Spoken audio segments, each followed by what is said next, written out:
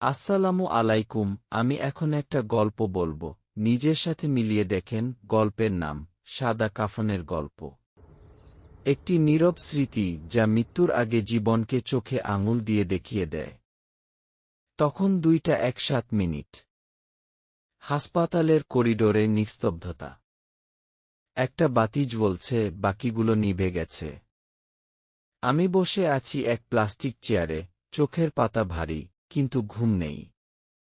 আমার সামনে সাদা কাপড়ে মোড়ানো একটা দেহ। আমার বাবা। তিনি 2 বছর বয়সে মারা গেছেন, কিন্তু এই নিথর দেহ দেখে মনে হচ্ছিল যেন তিনি জীবনে শেষবারও বললেন কি তুমি ব্যস্ত ছিলে, আমি চলে গেলাম শান্তিতে। আমি তাকে শেষ 6 মাসে খুব একটা সময় দিইনি। অজুহাত ছিল অনেক, কাজের চাপ, মিটিং, দায়িত্ব, সন্তান, ক্লায়েন্ট। কিন্তু আজ রাত 2:01 সময় যেন স্থির। শুধু আমিই আছি, আর আমার সামনে আমার জীবনের সবচেয়ে আপন মানুষ, যার পাশে আমি আর কখনো বাবা বলে দাঁড়াতে পারব না। প্রতিদিন ভাবি কি মৃত্যু দূরের কিছু, আর তাই আজকের জীবন নিয়ে গর্ব করি। একটা নতুন ফোন কিনি, কারো সাফল্যে হিংসে করি, কারো কথায় কষ্ট পেয়ে সম্পর্ক শেষ করি। কিন্তু আমরা জানি না, আজ রাতে হয়তো আমরা কেউই বাড়ি ফিরব না। বাবার দাফনের দিন আমি তার কাপড়গুলো গুছিয়ে রাখছিলাম। জানেন সবচেয়ে মূল্যবান পোশাকটা কোনটা ছিল?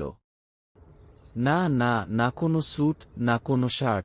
সবচেয়ে মূল্যবান হয়ে গেল সেই সাদা কাফনের কাপড়টা, যেটা পরা হলো তার জীবনের একমাত্র দিনের জন্য, যেদিন তিনি কোনো কিছু বলতে পারলেন না। একটা সময় ছিল যখন তিনি বলতেন, বাবা সময় দে, একটু বসে কথা বল। আর আমি ফোনে চোখ রেখে বলতাম, আচ্ছা বাবা, পরে বলি। আজ আর সেই পরে আসবে না। কখনো কি আমরা থেমে ভেবে দেখি, যে মানুষটা প্রতিদিন ঘুম থেকে উঠে তোমার জন্য নাস্তা বানায়, যে বন্ধুটি হুট করে ফোন করে, যে ছোট ভাইটা গায়ে পড়ে হাসে, ওরাও একদিন থাকবে না, আর তুমিও না। আমার বাবার মৃত্যুর 4 দিন পর এক বিকেলে আমি হঠাৎ তার প্রিয় চায়ের কাপটা খুঁজে পেলাম। মাঝে কিছুটা ফাটা, পুরনো কাচের কাপ। তিনি এই কাপেই প্রতিদিন চা খেতেন। আমি সেটা হাতে নিয়ে বসে রইলাম অনেকক্ষণ। বুঝলাম, জীবনের শেষ প্রাপ্তি আসলে স্মৃতি।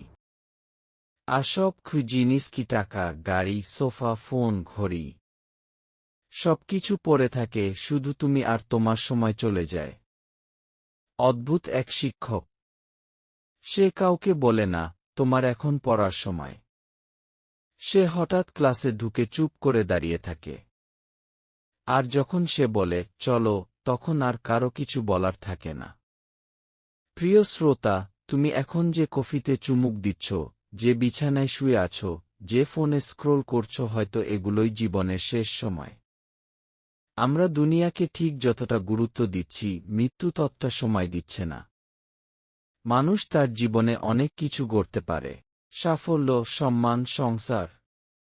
কিন্তু সে যদি নিজের শেষ দিন সম্পর্কে না ভাবে, তাহলে সে জীবনটারই মূল উদ্দেশ্য ভুলে যাচ্ছে। আজকে তুমি যদি বেঁচে থাকো, তাহলে এটি আল্লাহর পক্ষ থেকে দেওয়া সুযোগ।